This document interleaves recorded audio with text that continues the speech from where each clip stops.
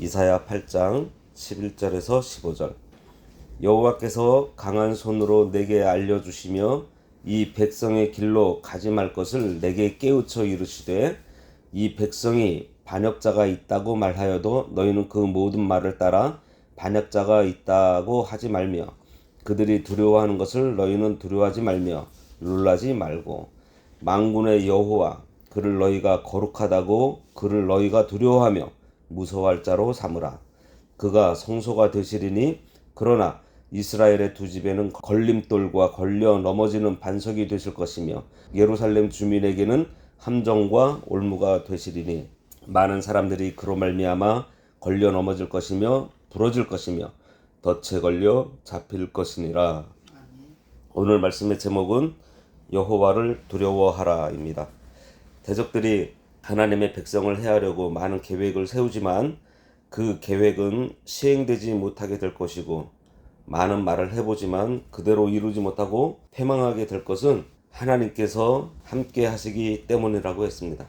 오늘 말씀은 우리와 함께 하시는 임마누엘 하나님 여호와를 두려워하라는 말씀이에요. 11절에 여호와께서 강한 손으로 내게 알려주시며 이 백성의 길로 가지 말 것을 내게 깨우쳐 이르시되 거듭된 예언과 경고에도 불구하고 듣지 않는 아하스 왕과 유다 백성들로 인하여 실망이 컸던 이사야의 마음을 하나님께서 위로하시고 강한 손으로 붙들어 주시며 하나님의 뜻을 알려주시면서 이 백성의 길로 가지 말 것을 알려주십니다.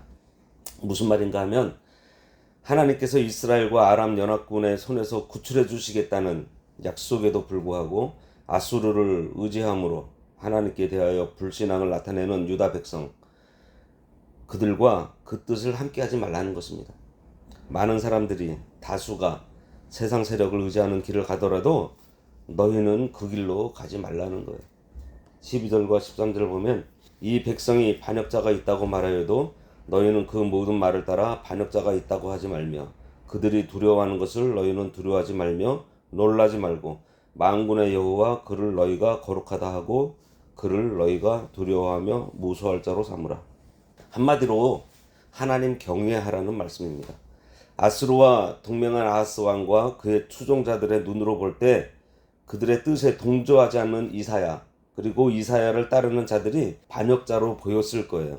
그럼에도 불구하고 하나님께서는 이사야와 이사야를 따르는 자들에게 아하스 왕을 두려워하지 말고 오직 여호와만 두려워하고 의뢰할 것을 권고하고 있습니다.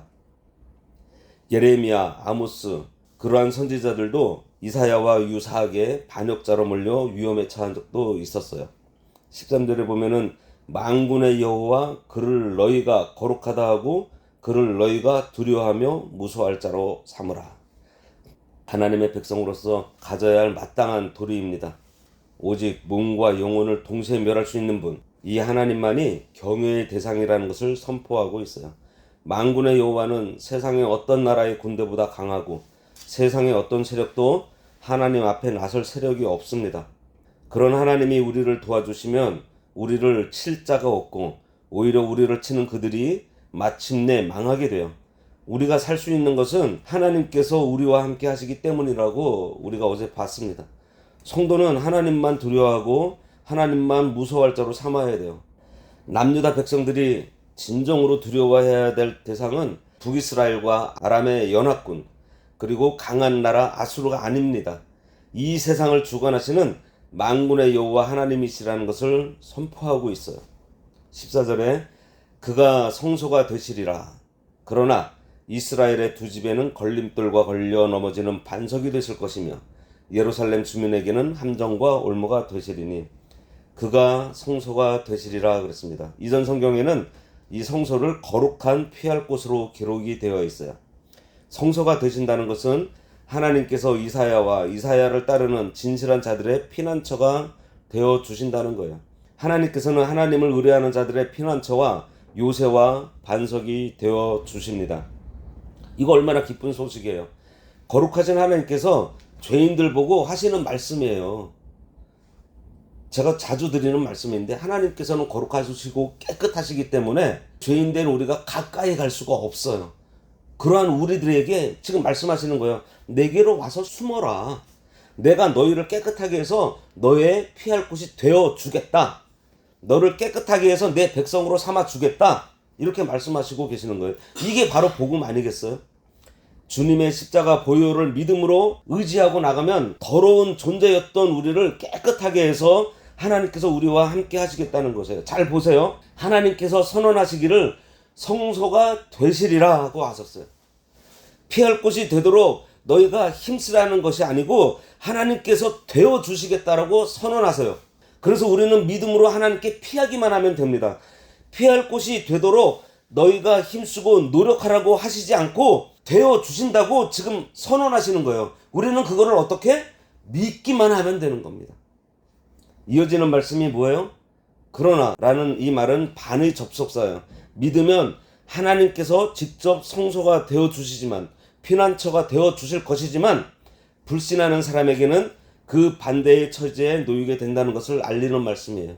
하나님을 두려워하고 하나님만 의지하여 믿음으로 나아가면 하나님께 직접 피할 곳이 되어 주시지만, 불신하여 하나님께 피하지 않는 자에게는 피할 곳이 아닌 뭐가?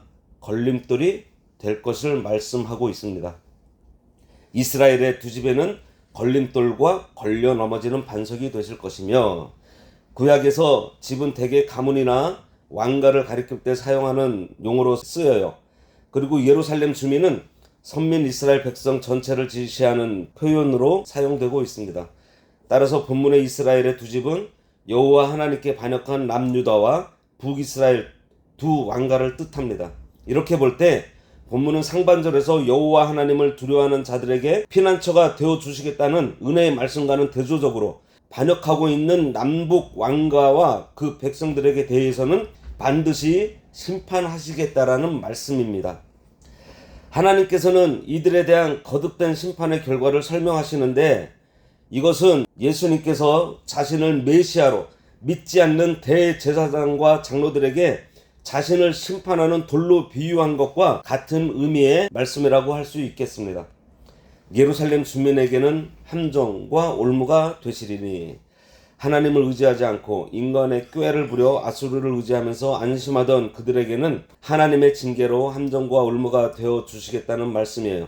다시 말하면 남은 자로서 여호와 하나님께 진실한 이사야와 그를 따르는 자, 즉 남은 자들은 끝까지 보호하실 것이지만, 패역한 두 왕과와 그들을 따르는 백성들은 함정과 올무에 걸리게 하시겠다는 것입니다. 15절 말씀에 많은 사람들이 그로 말미암아 걸려 넘어질 것이며 부러질 것이며 덫에 걸려 잡힐 것이다 그랬습니다. 본문의 많은 사람들의 히브리어를 직역하면 그들 중에 많은 사람들입니다. 따라서 본문은 아수르와 바벨론의 침략으로 남유다와 북이스라엘 백성 중 많은 사람들이 부상당하고 죽고 포로 잡혀갈 것을 예언하고 있는 거예요. 지금 아하스와 유다 백성들은 하나님이 아닌 아수르가 도와줄 줄 알고 있고, 이사야와 그를 따르는 진실한 자들은 하나님의 심판 예고에 두려움에 사로잡혀 있는 상태입니다. 그러나 하나님께서는 오늘 본문에서 남아있는 하나님 백성들에게 말씀하시기를, 이 백성아 두려워하지 마라. 너희는 두려워하지 말고 놀라지 마라. 이렇게 불신자들에게 속해 있으면서도 하나님 앞에 진실되게 사는 백성들에게 말씀하고 계시는 거예요. 지금 이 백성이 두려워하는 것, 이 백성이 놀라고 있는 게 뭐예요? 바로 자기 자신들의 범죄함으로 인해서 하나님의 심판이 이방의 큰 제국들의 침략이 자신들에게 닥치고 있다는 것을 알고 있기 때문입니다. 그들은 당연히 하나님의 심판으로 닥치게 될 이 전쟁의 공포가 두려운 거예요. 그리고 그 심판은 하나님을 반역한 것에 대해 마땅히 받아야 될 심판이라는 것을 깨닫고 있는 것입니다. 그러나 하나님의 백성인 너희들은 세상 세력과 권세에 놀라고 두려워하지 말라는 것이에요. 그러한 심판을 내리시는 하나님을 차라리 두려워하고 그러한 심판을 내리시는 하나님을 무서워하라는 것입니다. 즉 세상적인 두려움, 세상적인 놀라움이 아니라 하나님을 경외하는 마음으로 충만하라, 이렇게 말씀하고 계시는 거예요. 그러면 이러한 두려움과 위험에 떨며 미래에 대해 걱정 속에 살아가고 있는 이 불신자들의 영향을 받지 않고 성도가 자유로운 삶을 사는 것은 어떻게 가능할까요? 하나님을 두려워하고 하나님을 놀라는 것, 즉 하나님을 경외하는 것입니다. 그러면 우리의 거룩한 피난처 성소가 되어주신다고 약속을 해주셨어요. 하나님을 경외한다는 게요, 무조건 하나님을 두려워하고 무서워하고 그 얘기를 하는 게 아닙니다. 두렵고 떨림으로 하나님을 섬기는 것인데, 우리가 선생님이나 부모님이 두려우면서 사랑스러운, 존경스러운 그러한 감정을 얘기하는 거예요. 다시 말해서 하나님과의 인격적인 관계입니다. 내가 하나님을 기뻐하고 하나님을 좋아하고 하나님을 두려워하는 것은 뭐예요? 하나님을 내 앞에 계신 분으로 인격적으로 내가 모시고 있다라는 거예요. 오직 하나님을 경외하는 것에 해답이 있어요. 우리의 마음을 하나님께 대한 올바른 신앙, 올바른 경외심, 이것으로 가득 채운다면 하나님의 지혜로서 우리를 이끌어 가세요. 그리고 하나님이 어떠한 분이신지를 우리들로 깨닫게 하십니다. 그때 우리는 그 하나님을 붙들고 믿음으로 살아가는 거예요. 시편 46편 10절은 이렇게 말해요. 너희는 가만히 있어 내가 하나님 됨을 알지어다. 너희는 두렵고 떨릴 때 가만히 있어라. 유동치지 말아라.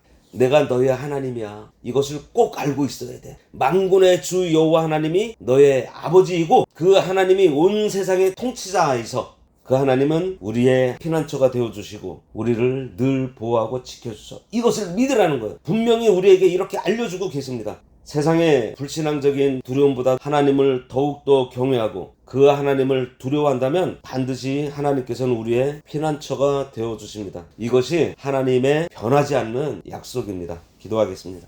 하나님 아버지, 세상의 많은 세력들, 세상의 악한 세력들이 신실한 성도들을 위협하며 몰려올 때 그들을 보고 두려워할 것이 아니라 이 만물의 주관자이신 하나님을 보고 두려워하며 무서워하라 하셨습니다. 하나님을 경외함으로 우리가 하나님 앞에 바로 설 때에 우리들의 피난처, 우리의 성소가 되어주신다고 하셨사오니 우리 아버지 하나님의 그 약속의 말씀을 꽉 붙잡고 우리가 하나님만 두려워하며 하나님만 경외함으로 이 세상을 넉넉히 이겨나갈 수 있는 저희들 되도록 인도하여 주시옵소서. 예수님의 이름으로 기도드리옵나이다. 아멘. 하늘에 계신 우리 아버지여, 이름이 거룩히 여김을 받으시오며 나라가 임하시오며 뜻이 하늘에서 이루어진 것 같이 땅에서도 이루어지이다. 오늘날 우리에게 일용할 양식을 주옵시고 우리가 우리에게 죄 지은 자를 사하여 준 것 같이 우리 죄를 사하여 주옵시고 우리를 시험에 들게 하지 마옵시고 다만 악에서 구하옵소서. 대개 나라와 권세와 영광이 아버지께 영원히 있사옵나이다. 아멘.